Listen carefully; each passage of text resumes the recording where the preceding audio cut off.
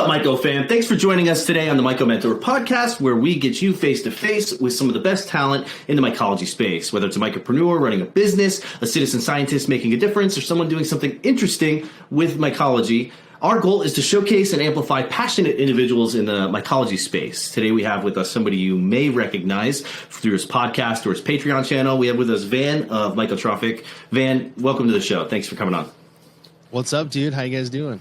Dude, we're good, man. It's been snowing out here for the first time, like, all year. It's cold, freezing, but, we're making do. The cold always adds interesting challenges to the production environment, especially when our heater doesn't want to keep up or something like that. But we're making it work, man. We always do. That's one thing about mycologists, I think, that makes them successful, is that we are hard-headed and stubborn enough to push through and figure out any obstacles or issues that are thrown our way. And we end up becoming like mechanics, janitors, HVAC techs. We end up doing it all, and so that's the struggle. And I was just talking to one of my consulting clients the other week, and he's like, "James, you weren't lying. I really do have to learn and do everything and adapt to everything as a mushroom grower." And it's true. That's the first thing I say to anybody when I'm talking to them about, okay, you want to start a mushroom farm? You better be ready to do everything. So we're living that life, and it's all good. But how you doing over there? Not too bad. I'm over here in Arizona. And it doesn't get best state in the U.S. I'm sorry? Best state in the U.S. Yeah, shout outs. Yeah, and it's cold. Cold for Arizona, I suppose. We get down to I think last night we got down to like 35. We wake up, we have frost for maybe an hour until the sun comes up. Sure. And it all goes away, and it's been probably like mid 50s, like late or higher 60s. But other than that, similarly, like I don't have a huge farm. I'm growing out of one of my extra bedrooms I converted into the lab, and it's been rocking 61, 62 degrees Fahrenheit. This year I'm doing something a little different with the gourmets, cordyceps, things like that. So yeah, I like learning to keep it more colder is another challenge. Plus also, humidity levels, things of that nature. So yeah, man, growing mushrooms in the desert, it's like a big FU to mushrooms in general because you're not supposed to be able to do that, right? Yep. And so whenever I tell people I love the desert, I have land in Arizona, we're going to move there eventually. But people are always like, it's so hot, it's so dry. What about the mushrooms? And I'm like, we've got land in the Northeast. So for us, it's the similar climate and similar temperatures to what we experience here in Pennsylvania now. It's just drier. And so for me, I don't really see that as too much of an obstacle to overcome. For me, my plan is to bury or have a submerged, like a basement or something. You don't see a lot of basements in Arizona, but as long as you can get that regulated geothermal energy where you're at 65, 68 degrees, that's perfect. That's the sweet spot for most mushrooms. But you are now growing cordyceps in addition to other gourmets like reishi and lion's mane and stuff like that. And I always tell people, cordyceps really belong in their own space. Are you balancing the two in the same room, or how are you approaching that? Yeah, just kind of like Martha style for the I guess like gourmets, so to speak. But the entirety of the lab is at a solid 61, 62 Fahrenheit average. And even like it's really crazy. Like even the liquid culture, the cultures themselves love the cold too. So I'm learning to modulate the space, not just for the mushrooms, but for like the cultures themselves too. Like predominantly for that organism. But this year I wanted to kind of do it different and focus on, I wouldn't say that no, I will say it. Growing cubes is not hard. And I really wanted to challenge myself, and I want to get to a higher echelon of being a mycologist and like actually the study, the research, the hardships that come with growing food and food, regulated kind of stuff. And but it's been fun. It's been, I wouldn't say I've had any like major challenges per se, but I also have a lot of, guys like yourself, if I need, questions. I've got guys like, all across the United States. I've got a bunch of friends. If I need some help, I can do so. So next, my plan is to get into a commercial space and do the whole thing that way. So that's a whole other animal, and it's definitely a different ballgame from growing in a spare bedroom or something. You have a 20-foot ceiling and all this crazy space and racks and everything. What I've helped a lot of people do is they typically, and I learned this from my friends over at Mycology in Philadelphia. I've known them for 11 years now, and the way I met them, real quick short tangent, I was during my Pokemon syndrome phase where I was just cloning everything and collecting and trading cultures with everybody on the internet, and all of a sudden I had a case of petri dishes, 500 petri dishes with different cultures, and I was like, I need to replate everything. I don't know what to do. And they're like, come use our lab and you can just hang out. And that was back when I was still using a still air box, you know, back in the day. Gotcha. And I was like, wow, this is amazing. This is really cool. But that's like the cool thing about the mycology community is that you can, you know, rely on each other and ask each other questions and share information to help elevate each other. And like, that's my favorite part about the community. But what you're doing is also, you know, I think it's 2 points. You know, one is you're experimenting with growing in colder conditions. You're finding that the mushrooms do thrive in that situation, and I think that you know, the lower temperatures. I've always said lower temperatures give you better crops, but they're slower. And a lot of people in a commercial production, they want it fast as they can, so they'll crank the temps, they'll push everything, but then they start having issues with contamination because it's warmer and the fruits aren't as dense, and they're blowing out, and they're not getting the same ideal fruitings. But you know, if you look at the book, it says do the thing that the commercial guys are doing, but in real life you find that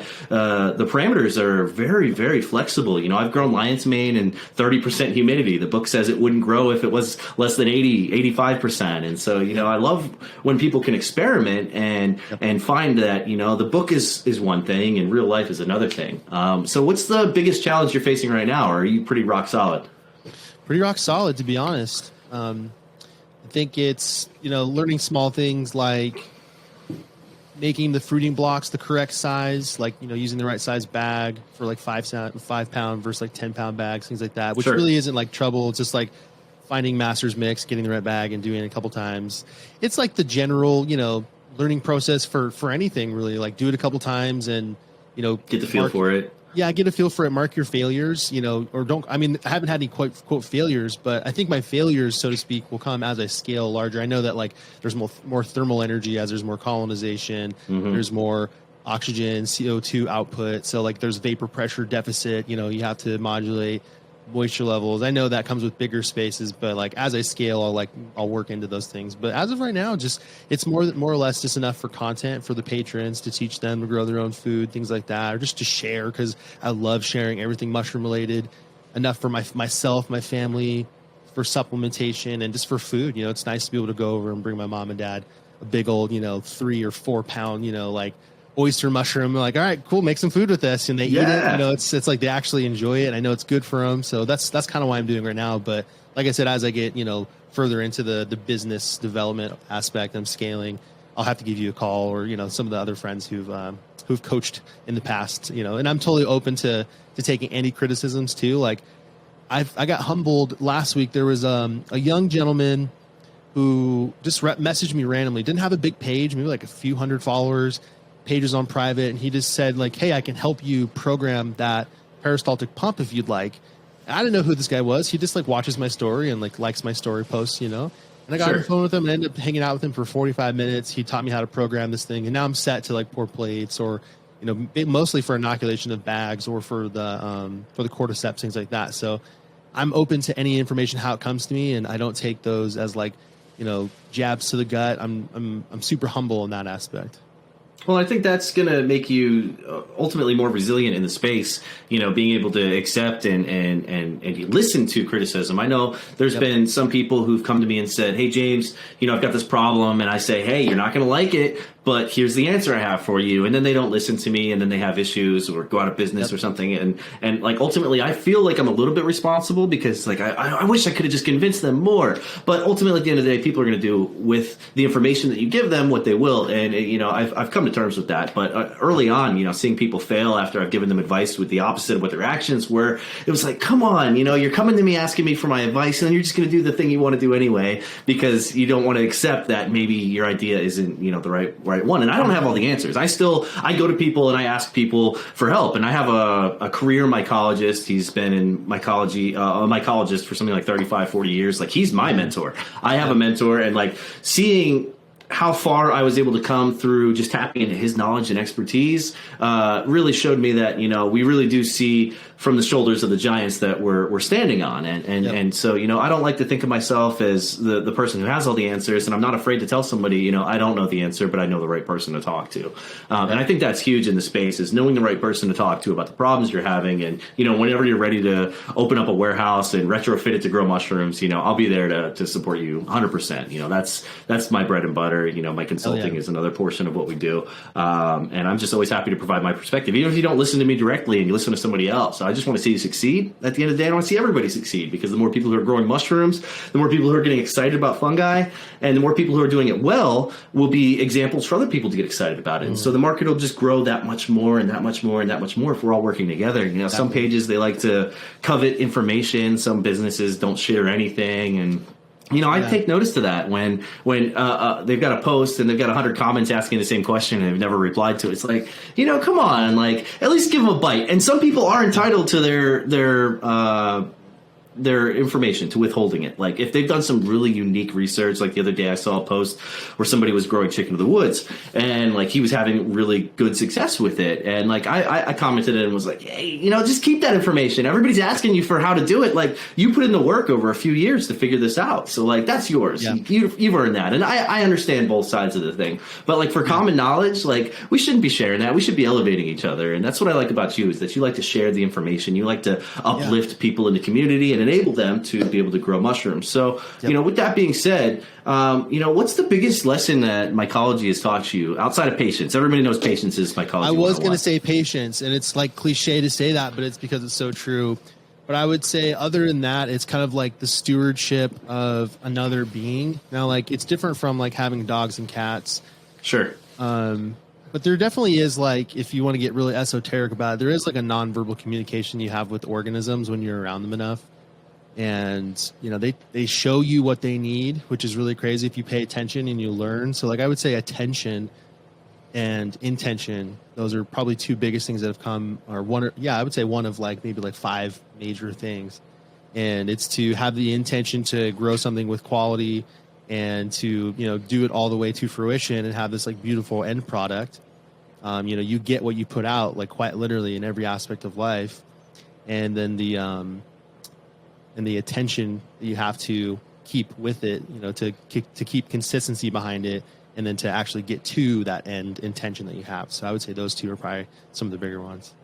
Well, attention is really, I think, a good takeaway from that. I remember when I was still brand new, I was still just growing cubensis. I hadn't grown gourmet or medicinal mushrooms yet. One of my friends hit me up and he was like, hey, bro, I know you're growing mushrooms and just come look at my grow. And I go in there and he had PF cakes, but they were all moldy. There was like purple and black and green. He's like, you think I could still sell these to people? And after that, I've never seen the guy again since then, because I was so disgusted by like him just going, like, can I sell these to people? I'm like, no, I wouldn't sell those to people. Like, they're all covered in molds and everything. And as I matured, I got less and less afraid of mold, which maybe we'll talk about in a little bit. But it was just that mindset. It's like, that's kind of grimy. So it's good that you bring that up, that you paying attention to the organism, to not only take notes of what it's doing and how it's responding to the things that you give it, but also just the passion driven, motivated by providing the best and making the best and growing the best and allowing this organism to thrive. I think that's important, and some people, they look at it just as a business thing, and okay, that's fine. But, when you can actually connect with the organisms that you're growing and understand them on a deeper level, I think it's very rewarding. And I think that's part of the hobby and the business side of things that gets people so invested in their mushrooms. On one hand, it's my paycheck, but on the other hand, you're cultivating this thing and it's just so cool, especially I know you can only get your first grow once, but I know I spent 6 months before I did anything as far as growing my first crop. And like, it was so rewarding to see the mushrooms grow that I just labored over forever, mentally and physically, trying to make sure that they were going to be the best. And like, for me, that's the coolest thing about this hobby is, you take something from a spore, for example, and then all of a sudden now you have, half a pound of mushrooms just laying on the dehydrator. And like, that's cool. That's really cool. And, if you look at it from a food perspective, you're able to be self-sufficient and more resilient as a person. So those are great takeaways for sure. Now, what got you into mushrooms? I know who you are. You're a veteran. You're a mycologist, and you're a teacher, an educator. But, like, where did your story start? One thing I try to do is I try to understand from the beginning where mushrooms came into people's lives. So why don't you paint that picture for us? Sure. So, actually, I was just telling someone this yesterday as I gave him a sticker on the way out of the restaurant, and it actually started with LSD, believe it or not. I was not aware of or interested in mushrooms whatsoever, nor was I with any psychedelic, to be honest. Sure. And even like mushrooms growing up, I was like, it's fungus, and I associated fungus with molds, and it was just like, Yeah, like many people do. Yeah, I had a gag reflex to like portobellos, growing up. So I mean, they're nasty, so it's okay. yeah, I know what you mean. Yeah, now that I know there's like different flavor palettes and things like that, and especially with the oysters, I love that definitely. But oysters are good. So I was working in the cannabis industry. I was doing retail for some time. It'd probably been like, this is like right out of the Marine Corps, and I was like, what do I want to do? And I ended up going to a dispensary with my family and was seeing legal cannabis in Washington State for the first time. I was like, you just can go in and buy some. They're like, yeah. Right. And it's weird. Yeah. And, I had went 4 years without touching it and was really big on cannabis when I was in high school. Probably, looking in retrospect now, probably should have like eased off it a little bit. But I'm at where I'm at now, so it didn't. It's not bad. But I was leaving work one day after being like, okay, I like this, I want to do this, and like I didn't know what to do, so I got a job there, and before you know it, I was like head bud tender, and then I was in management, and then I was in the social media influencer space. And we were on the way home from work one day, carpooling with some friends, and one of the friends in the front seat passed me a little silicone jar, and I thought he had given me an extract, something for me to dab or put in my joint or something. And when I opened it, there were two little tiny pieces of paper, like two little squares, and I was like, "What the fuck is this?" Yeah. And I didn't know what it was. I'm like 20-something years old, didn't know what acid was. And he's like, "It's acid, man!" Like total, total stoner stereotype. Yeah, exactly. And I was like, "I don't know. I don't do hard drugs." And everyone in the car started laughing, and they're like, "Dude, sure. if you like weed, you'll like this." I was like, "Okay, fine." And it's kind of negative, but in that time and space, I did not know what to do with my life. I know very much like yourself, you understand like the transition, like going from like such a structured lifestyle in the military to having freedom suddenly and having to make the choices. Yeah. I can grow my beard now, like all kinds of shit, like I didn't know what to do with my life, and I was so depressed, and I didn't have the camaraderie, and I was in a kind of a fuck it mode. And I was like, if this shit fries my brain, whatever. Well, did I know the complete opposite was going to happen, and I didn't know that psychedelics could heal your body and your brain. And so essentially I YouTubed, an hour or two, and was like, seems like people's reviews of this aren't that bad. I was like, okay, babe, to my girlfriend at the time, I'm like, we're going to do acid this weekend. And we woke up, ate some breakfast, and then, we had the whole entire day to ourselves. Off the tab, yeah. And it was very scary at first, seeing my reality distorted. And I remember going to the toilet and throwing up because I was so afraid. And that was like my first ego check, first ego death, so to speak. And then after that, I actually felt good. And, I was in what I would consider closest thing to like a samadhi, like nothing but positive emotion for several hours, crying of just gratitude, like releasing a bunch. And then from that day on, I had this, like everything had a defined edge. Colors were brighter. My breath was a little deeper. I was more present. I was awakened. That was my awakening moment. I can like put it to that day. And I still remember walking out of my apartment and being like, wow, I'm like really in this bitch. Like I'm living. Yeah, I'm here. We're present right now in this moment. Yeah. Yeah, exactly. And so I was like, well, if this acid stuff made me, happen, all this happened to me because of this, like, what are these mushrooms like? I was like, I gotta find these. So first thing I did when I went to work was like, does anybody know about mushrooms? Yeah. One girl was like, oh my God, gold caps. I love them. And I was like, where can I find them? She's like, I don't know. I don't know. I just love them. So basically I asked everybody in my friend group. Nobody had any idea. So me coming up with the dad who was a gardener and a cannabis cultivator. And I was like, I'm going to learn how to grow these. Sure. So scoured the internet, found Shroomery, got blasted for asking stupid questions, found a lot of information. We have all done that. Trial and error. And just like you, probably like 3 months in of just like gathering equipment, getting my information, writing the steps down so I could like do them, like look at the page. Okay, now do this. Like look at the page. Because it really wasn't like Willie Myco was out and about doing his videos, but there wasn't like a full how-to. There were a few like gourmets, and I was like, this could probably translate. And lo and behold, going spore syringe to brown rice flour cake, having, about 50% chance success. I ended up getting my first crop and dehydrated them, and I ate about 2 grams and had another mind-blowing experience where this one was more internal. I became more aware of like my emotions and like energy and what was happening in my being. And from there was hooked, and it was just a hobby. And then before you know it, after doing it for 2-3 years, decided to start sharing on Instagram. And from there, it's, everything in its entirety is mushroom now. So. Yeah, my life is mushroom. It's like that meme with the guy with the potato. He's like, my life's potato. I'm like, no, my life's mushroom, bud. Yeah, exactly. And I think that goes. The story's pretty similar. You know, a lot of people.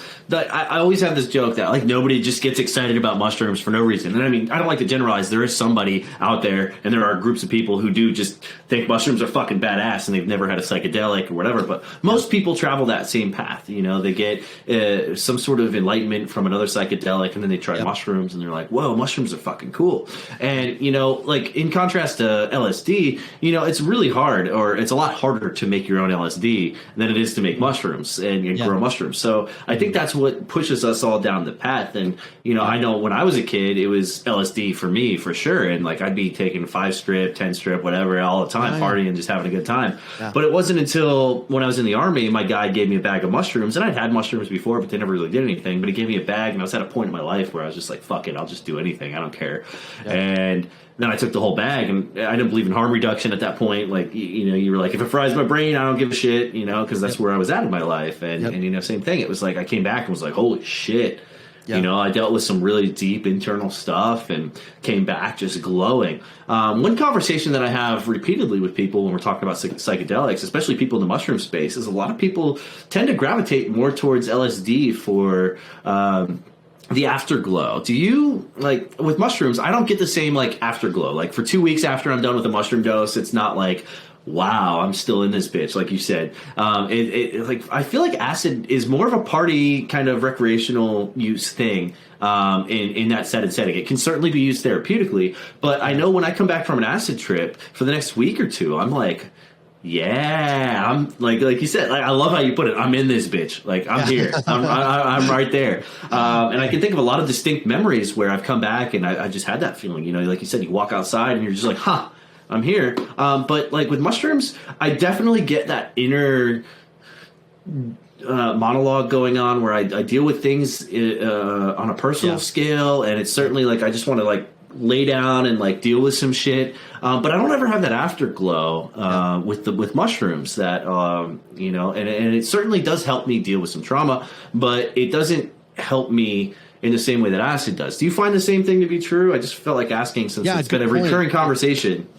Yeah, no, good point. I feel like mushrooms are way more closer to our like DNA and our being, and like, yeah, like it makes you go internal. And not that like every experience is going to be, it's really based on your intent, obviously, if you have intent. But when you're like taking, you know, it depends on the variety too, but like, let's say you're taking like 3.5 grams of like your average Cubensis, Golden Teacher, P+ kind of thing.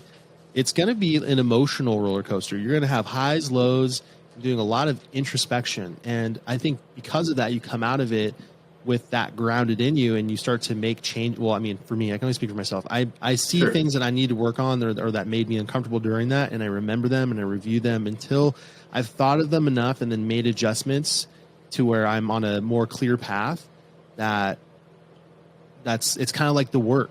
You know, like the same thing of like going to therapy and then you get out of your session and you're like a little raw, you're a little vulnerable, and you've opened up, and then you like, you know, it's kind of like a lobster, you know, coming out of its shell, like very, you know, very much soon after that, they like build up another like chitin, you know, kind of like hard shell again. Well, that kind of happens every time you do mushrooms too, but like you really strip everything. But with acid, I've always found that I'm able to come out of it and I feel lighter. I feel like I guess you can say like your auric fields filled a little bit more, like you got more light in your body and you're able to kind of like, you know, move a little faster with clarity. Whereas mushrooms, it's like I'm almost retaining, the afterglow is almost inverse, where it's like instead of it being out, it's inward for a little bit until you like stabilize and come back to your normality. That's a beautiful way to put it. And, you know, the analogy with the lobster or crab or whatever, you know, coming out of its shell. And like, that's the best way I can think of to describe that, because it really is. And like, for me, I'd rather do mushrooms by myself in a dark space. And I mean, I don't recommend this to everybody, but I'd much rather just be by myself when I'm dealing with mushrooms. And I haven't really found a situation outside of this one time at a music festival where it was something like a quarter, 7 grams or something. But what I did instead of taking the whole bag was every once in a while I'll just be like, it's time to eat a mushroom. And I just nibble on a mushroom. And throughout the course of the day, I was just eating mushrooms all day. And so I ended up polishing off the bag. By the time I was done, it was nighttime. I had these amazing open-eyed visuals that I've really never had with mushrooms, because most of the stuff is internal. My eyes are closed. I'm chilling. I'm just like in this space. But that was the best time that I've ever had on mushrooms, was when I just slowly, over the course of a day, just kept progressively eating more and more and more. And, it was great. And it was at a music festival. So, you felt like, you had the community behind you. There was no worries. There was no anxiety. There was no, none of that internal conflict going on that we typically experience if we would eat like that whole bag at once. And I really liked that. I was still functional. I was still having fun, still having a great time, but it made the experience of the music festival totally much more memorable. And that's like my favorite mushroom experience, just from having fun with it, because a lot of people take it very seriously, and I totally respect that. But I think that there's, a time and place to use these tools in different ways. And, I think for having fun, mushrooms is certainly a lot better than, drinking a handle of vodka or something, but if it's used with the right intention. And I never planned to do that. It just kind of happened. I just was like, I got this bag of mushrooms in my bag. Let me just start eating it. And it was really great. And I've never really seen anybody else approach it that way, or heard anybody talk about approaching it that way. So, I just wanted to share that perspective. But it's interesting because I continue to have more and more conversations with people who are in mushrooms that say acid gives me that glow. But like you said, it's more of an internal conflict that you're then slowly dealing with after the fact. But I don't know. I think each psychedelic has its place and time. Do you have like a regiment or a protocol for your own personal use, or do you just wake up, get the call, and you're like, let's do it? Yes, it's very much like it has to call me. Sure. For quite some time, it was 3.5 to 5 grams every other weekend. It was like, I was growing my own, so I had a surplus, and I was just diving in. And there's nothing wrong with that, but when you have the itch to keep going in, when like I had never gone inward before. And because of, and at about the same time, I had started a meditation practice. So I was all about like I had meditated first and then did mushrooms, and realized like, wow, this is like meditation on steroids. Like when you take just the right amount, it forces you to get in that space. Yeah, you get over the peak of the experience, and you're just in that like Zen mode. Like I hyper utilize that. These days, the mushrooms I have in my regiment most are functional mushrooms. So shout outs to Performance Fungi, and thank you again for sending those pictures to me. Yeah, the Cordyceps and lion's mane go in my coffee every morning, and those are like what I love about those two in particular. When you mix them too is another thing, but individually you can literally feel them, like they're doing something to you. And I enjoy those more than anything else, because my day and day now is I'm super hyper focused on what I have to accomplish and what I have to do. I'm a sober guy as of right now. I have been for 5, almost 6 months now. Just no alcohol, no weed, not even mushrooms. It would surprise many to probably hear that I'm not macrodosing or microdosing. And I speak on a lot that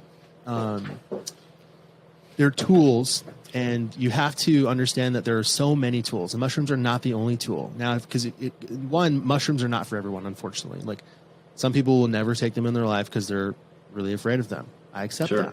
Or some people can't handle it. Yeah, and I think that's the biggest thing. I was just having this conversation recently too, that what's misunderstood about mushrooms is that it, in some shape or form, does make you reflect on your inner world. And if you've never purposely gone there, or you don't know that even exists, it can be very scary. And if you take enough mushrooms, you're going to be interfacing with your subconscious and unconscious mind. And some of those things that come up, you're not ready to deal with. You didn't even know were there. So I dug for a long time, got a lot of inner space figured out and cleaned up. And that's what allowed me to elevate to a space where I can have a community, manage myself, and things like that. So mostly these days, it's jumping in my cold plunge every day at some point in time, usually before noon. Bro, I see you at 6 a.m. Like you're just diving in the cold plunge. Yeah. Yeah. And all it is 2 minutes. And then for the entirety of the day, I have clarity and I have natural dopamine, serotonin levels. And, every other day I'm either lifting or doing yoga. And sometimes I switch the yoga out with like a 2-mile walk with my girlfriend and my dog. And I kind of focus on things that I can do, like those practices, versus just relying on the mushrooms. Whereas I do feel them calling me. It's been a good, maybe like, year and a half, 2 years since I've like dove deep. My last experience, I took like an eighth of Ghost, and that was incredible. I was like interfacing with, I don't know if it was mushroom beings. I don't know if it was like interdimensional beings. Like DMT entities or something. Yeah, like they were like, next time you come here, you need to take more so we can talk with you. I'm like, more? I'm like, this is like... Yeah, right? Like, I don't need anything else. What are you talking about more? Yeah, I'm like, and so like that experience, plus doing other entheogens too, like, I've had my experience with ayahuasca. I've done plenty of N,N-dimethyltryptamine. I've done, a myriad of other psychedelics, and I'm a proponent for finding regularity and then managing yourself. And I've found some regulation in my life. I'm like, I feel really content with where I'm at. Not in like my goals, like I'm always wanting to strive forward and acquire more from like my human ego existence, but also like I want to start a family. I want to have another dog someday. I want a bigger truck. There's always things I'm striving for, but internally I have like a manageable amount of like emotions now, and usually the cold plunge helps me. But I do, like for instance, the last time I went to a concert, which was last October. Who'd you see? Mushrooms. Yeah, I brought about 5 or 6 capsules, and I was doing what you were doing. I took one before I went, halfway through took another one, and then after I took another one. And spaced my experience out just a tiny bit, and that was enough for me too. It's enough for me to realize why I'm doing what I'm doing and why I continue to do research and consumption research and things like that. And yeah, so it kind of varies, but usually it's kind of like if it's calling me, it's time. Well, it's interesting that you're, totally 100% sober too. Not that it's particularly interesting, but for me personally, it's interesting because I would wake up with a 1 gram dab like every morning. I'd be ripping everything that I could. I'd get an ounce and it'd be gone in 5 days, and it's just like what the fuck, And then I reconciled with myself at one point, probably 2 years ago, maybe 3 at this point. I don't remember the exact day, but it was just during peak COVID was when it was happening, so it was about probably 2 or 3 years ago. But I realized that 15 years of smoking heavily. That my anxiety was not because of the things going on in my life, but because I was just constantly stoned out of my mind in like the worst way possible. And it was like I thought it was cool that I was like, oh, watch me rip a 1 gram dab, like and people in my friends group, they encouraged that behavior, and nobody really saw it as destructive. But one day I recognized and realized that like every time I smoke like that all day, my anxiety is just through the roof. And so it's like, all right, let's stop. I stopped nicotine, I stopped pot at the same time, and then I felt like I got more done in 2 weeks than I would normally in 2 months. And it was definitely a moment of clarity. And like just like with what you were saying about the mushrooms earlier, I think overuse is certainly an issue, because I know people who do mushrooms every day. And I'm like, if you're doing it every day for 3 or 4 years and you're not really getting out of the space that you want to be in, is it really helping you?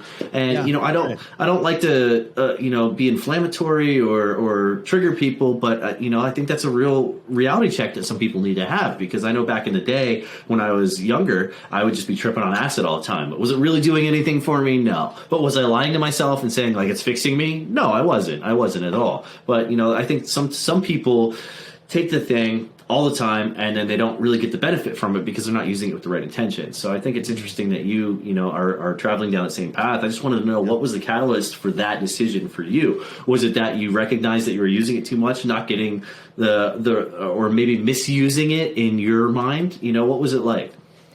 It was realizing I was just microdosing the microdose and thinking, well, and knowing that there's benefits, especially when it's that sub-perceptual amount, it's like working in the background, it's helping to heal, your brain synapses. Like I get all of that. Like it has a myriad of other benefits, obviously too, but realizing it was distorting me enough to where it was giving me some level of anxiety, just like with cannabis. Very similar, my friend. Where like I'm smoking, like, I'm like, okay, cool. Like I got my coffee, got a little bit of work done. It's time to smoke. And I was just doing it and realizing like it's always time to smoke, right? Like I'm about to do something. Let's smoke. Let's smoke. What time is it? Yeah. Yeah, exactly. So just like, and even with alcohol, I guess it was the after effects. Like it's good. You know, if it's too good to be true up front, on the back end, it really weighs you down more. So now I'm more focused on doing things that are really hard up front to get the back end goodness. And usually those things are natural and normal. So like the after weightlifting, you know, relaxation, hungry, nourish the body. Post yoga, you know, central nervous system is loose and I feel stable. Like it's hard up front for maybe half an hour, but then the rest of the day I feel like loose and relaxed. Cold plunge, it's 2 minutes of fucking hell, but I actually kind of like it. And I hate it every single time I get in there. I hate it, but the rest of the day I'm good. You feel great. Yeah. So with cannabis, it was very similar. I was just smoking to smoke and not realizing that like it was the catalyst for my like main stake of like anxiety. Alcohol, I was like super depressed, hormonally imbalanced, was gaining excess weight, didn't like how I looked and felt. And then even with mushrooms was just like feeling like it just wasn't resonating like it used to. Like it used to just bring me into clarity and super happy. And then at some point it was almost like the medicine was like, you know, almost like my body was rejecting it in a way. Sure. Which sounds kind of, you know, this conversation I wouldn't say it doesn't happen a lot because everyone's just like take as much mushrooms as you can, pushing sales, pushing, you know, like I even have friends who hit me up and they're telling me about how they're feeling, and I'm like, look, I don't even want to gift you anything. I want you just to go, you know, do some yoga, go on a walk. Like, what's your diet look like? Those things you're going to be doing more of those things more often than taking one little capsule every day. So right. It's not that I'm not like, you know, obviously like the brand is about mushrooms. I'm still breeding. I'm still, you know, creating new genetics and doing all this stuff, but the consumption has really slowed down, and I think it's because I've found so many other modalities to help modulate my emotional, you know, perspective in life. So, yeah. Well, you talk about making yourself more uncomfortable to get the benefits later. Have you ever heard of the concept of anti-fragility? You know, it's an article that I read once in The Art of Manliness, which is a blog that I used to read like 10 years ago. But basically, you know, he was like, you know, take a cold shower every once in a while just to like make yourself uncomfortable so that when you come back more resilient when you're done. He always said, like, think like a hydra. You know, you cut one head off, another one grows or another two grow. And like, I love that concept of the philosophy of that for living your life. You know, make yourself uncomfortable so that you can come back stronger. And it sounds like that's what you're embodying without really knowing about that core concept as it's termed. But it sounds like that's what you're doing. You know, you're like, all right, let's cut out the bullshit. Let's focus on making myself do things that I don't want to do so that I'm stronger at the end of the day. And, you know, I've seen that, you know, you're consistently in that fucking cold plunge. You're always in there. It's like 6 o'clock in the morning, like I said earlier, and you're just like, yeah, let's do it. And I've read that, you know, that gives you the same endorphins and the same dopamine hit that it would if you were doing something like cocaine, right? And it lasts a lot longer. Is that true? Like, do you feel like, I don't know if you've ever done coke, and you don't have to say if you did or not, but like, is it like a similar dopamine high? I personally haven't done cocaine, but I have done other like dopaminergic, you know, compounds for sure. And yeah, it's man, as soon as you get out, like it's like a relief to be out of the cold. But like after I've taken a warm shower, I can only ride the high. Yeah, I can only liken it to like, let's say you have like some really deep belly laughs with like your family or friends, and like it's one of those deep ones where you're like crying, you're like, after like where you're exhausted from laughing. It's the same level of like contentment, happiness after that. It's pretty powerful. It's got, I mean, I can't even tell you like from a meditative perspective too, like as someone who chases the present moment. Well, no, there's no chasing it if it's always here. But you know, someone who likes to be there more often than not, that when you're in the cold, there is no other thoughts of like what's there to do for work. It's just you and your breath. And that's the same like Buddhism based meditation practice I have, is like your awareness on the breath. And if your awareness is away from the breath, your mind is going, or it's either a thought or a feeling, like you're tagging those two. And I liken it to that. Like it's my 2-minute meditation in the morning. I focus on the breath, get out. And so it's like dopamine, presence. My body just like starts to really like my metabolism starts to kick on. So I'm like, you know, wanting to go get food, healthy food choices. And then I just rock. I'm just like ready to go for the rest of the day.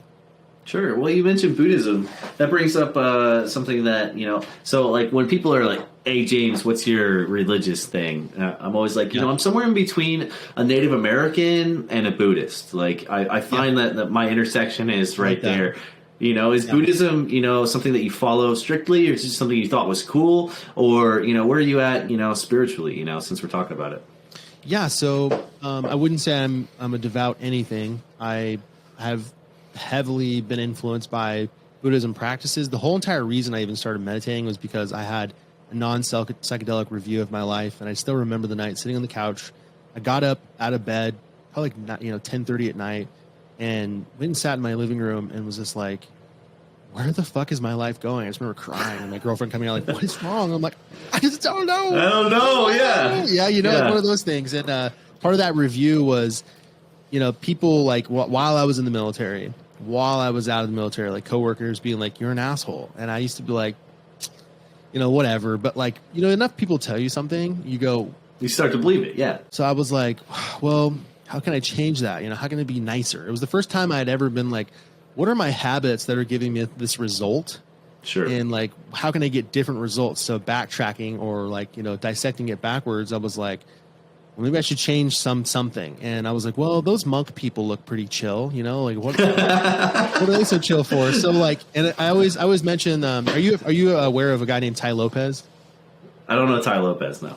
Look him up. He's worth looking up. He's different than he was back then, but around like, I would say like 2014 timeframes, like when I had gotten out of the military, he was heavily into like YouTube marketing. He was the guy who was like, he's doing like a selfie video in his garage, and he's like got like 3 Ferraris behind him. He's like, what's more important or cooler than Ferraris? And he turns and he's got a bookshelf, it's like 100, 300 books. He's like, knowledge. And so he had an attention getting device, and it was a fact. And the fact was, scientists say it takes about 67 days for your body to learn a habit so that your subconscious will pick it up and you no longer have to do it. And I was like, So that night, around that same time, with that fact in mind, I'm like, what do I need to do for that long to change and get in a result? And I chose meditation. And little did I know that the end result, end product was, being more calm, more present, but just like it changed everything. So, I would say like I dove heavy into, because I started using Headspace. It was how I tracked my meditation. I did at least a 5-10 minutes. I intentionally sat every single day for something like 450 something days. It was my thing. I didn't play video games. I was just like, I'm like, how I am with mushrooms is how I was with meditation back then. I was like, I'm going to be a teacher. I'm going to fucking change the world. The whole world's going to be awake. It's part of the spiritual path. I think, like sure. when you want to take on everybody and everything. Yeah. I am awakened, so I must awaken all, So the meditation they taught in Headspace was more Buddhism based. And so I looked into Buddhism meditation. I looked into the yogic path. I looked into just your general, like there were like business people teaching meditation. Like I have a mentor. He's not like a meditator per speak, but he's like super awakened and has been for like 30 years, but he's like a high level finance and lending guy, So I'm like, how can I like keep this in my life, but not be like a hippie / and it was for quite some time. I'm more like a guru. Yeah. I'm more like a grounded hippie now. Like, I'm not like, I still like believe fluoride's not good for you. And, I have a filter in my sink, but like, like the bills still have to be paid. So like, how can you be like hippie and like grounded at the same time? So, and at the same time, like I'm open to all religious, facts, if you want to call them, or opinion or viewpoints, because they all give perspective, and I think it's all talking about the same thing. But like you do DMT enough, and you realize like you can go see God real quick. You don't need to read the Bible or meditate. Like and God is always present. If you want to meet him and talk to him, you can. But it's so I guess I've pulled from so many different like esoteric and exoteric perspectives, like the Kabbalah. Like learning how to like really manifest my life. It really comes back. It always comes back to you and how you feel, and how you feel is how your energy is moving through your body, and what you're feeling is what you're emitting, and what you're emitting is what you're getting back. So forever conscious of that. Well, they say you are what you eat, and I think it goes a lot deeper than just the blanket statement. You are what you eat, right? It's you are what you give yourself to think about or to postulate on, during the day. And so, I think, from my experiences, you talk about manifestation, anytime that I've ever really explored that, the first time I heard about it, I thought it was hippie horse shit. And same thing with like functional mushrooms or plant medicine. I always thought it was hippie horse shit. Then I tried it, and I remember I watched that one documentary. What's it called? The big one that everybody watches. It was like 12 years ago. The Miracle? No, it wasn't The Miracle. The Wish? Oh, no, it was. I know what you're talking about. What the fuck is it called? I know what you're talking about. The Secret.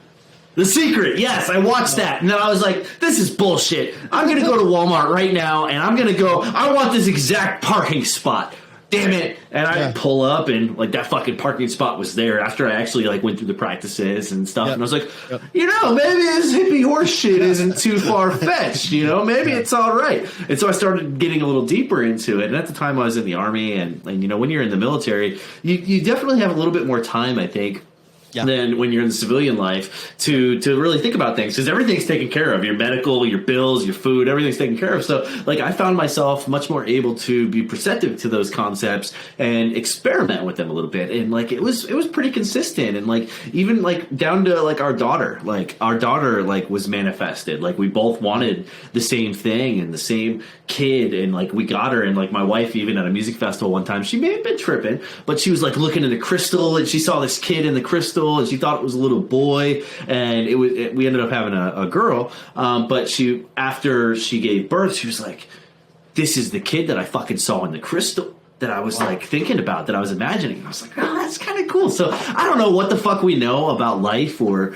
our experiences here or what's really going on, but being open and receptive to new ideas and things that counter your intuition or your core beliefs, I think makes the experience a lot more fun. I don't want to say anything's right or wrong, but I do like being open to studying new ideas and new things, because we're only one little blip on this dot of the human existence, and the people who've been before us have definitely thought about a lot more things than we've thought about or could think about. And we are pretty sophisticated and advanced scientifically, and we're very well educated, but we don't know everything. And I think a lot of people think we just know everything. This is the pinnacle of human existence. And I'm like, it's not. And like when you add the spiritual side to things through experimenting with psychedelics, you really just are left with like, I know nothing but me, and I am part of this whole thing that's all connected together in that stereotypical cliche hippie bullshit that a lot of people will just say is hippie bullshit, but it's just really this like amazing feeling. And I think that's what draws a lot of us to psychedelics, is we finally get a glimpse of an answer. We don't have the answer, but we get a glimpse of the answer and what that feels like with our own existence. And I think that's what's so cool about the psychedelic experience. And with mushrooms, they provide a different perspective, but they all kind of do the same thing.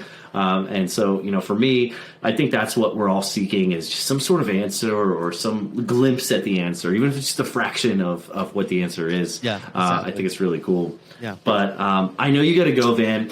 Before I let you go, is there anything that you're working on specifically that you want to highlight or talk about? I know you're big into breeding. You've got a lot of information on your Patreon. Sure. What exactly is like the coolest thing that you're doing right now? Coolest thing I would say has to be the Cordyceps, for sure. There's, I don't know, like it goes back to what I was saying about your tinctures, in that Cordyceps is something you can take, and if you take enough of it, you can feel it, and it's like pretty mind blowing. It's like taking a shot of chi. It's pretty it's pretty imperative to me that like these are almost more important than the psychedelics in a way. I think a combination of the both is great. I've made this huge shift this last year to functionals because I want to talk to a more wider audience. But I would say that's probably my biggest, newest thing that I'm like super pumped up on. I'm going to continue to do and learn.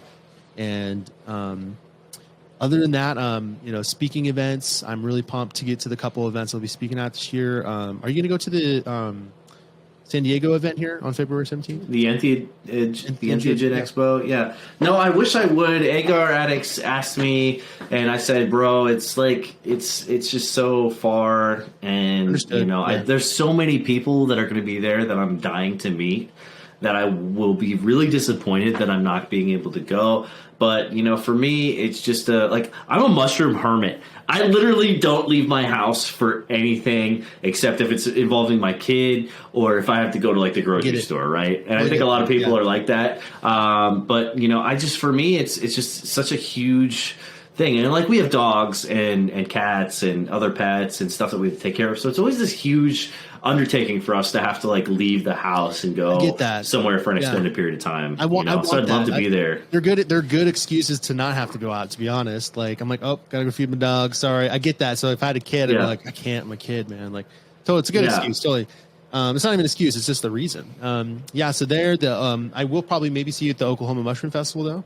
Yeah, we'll be there for sure. You know, Jacob's like my all-star student. Outside of Josephine, he's my best student that I've ever had. And, you know, obviously you can see he's crushing it.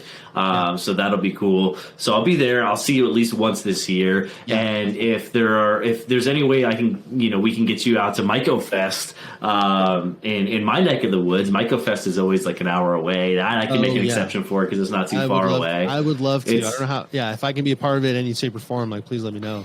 Yeah, we'll have to talk to Will and see if we can get you in there and go. But it's just been growing and growing and growing. I think this year will be the 12th year. Don't quote me on that. Maybe it's the 13th, but it'll be a great time. So that's where I'll be this year. I'll be at the Oklahoma Mushroom Festival. And, you know, Twisted Tree keeps telling me, you got to come out to California. You got to come out to California. And I'm like, you know, I really want to. I really want to come visit the farm and hang out. But as it stands now, definitely Oklahoma. He's having two festivals this year, one in the spring and one in the fall. I'll be at the fall one for sure. And then when I eventually move out to Arizona, we're going to have to be like super tight, man. We're going to link, dude. Yeah, for sure. Yeah, lots of opportunities, lots of things coming up.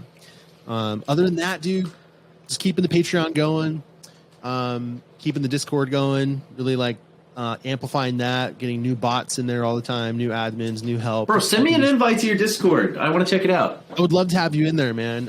It'd be cool to have some subject matter experts in there for sure. I'm getting some apparel. I'll be dropping apparel on the website here pretty soon as well. Cool. Anything else to mention? Man, I can't thank you enough. It was so good meeting you at the Oklahoma Mushroom Festival. Thank you again for your product. Thanks for Aaron. I appreciate it. Love to represent you. Aaron, yeah, let's go. Other than that, I mean, man, just doing the damn thing every single day. And I hope everybody took something from this in some shape or form. And can't wait to have you on my podcast.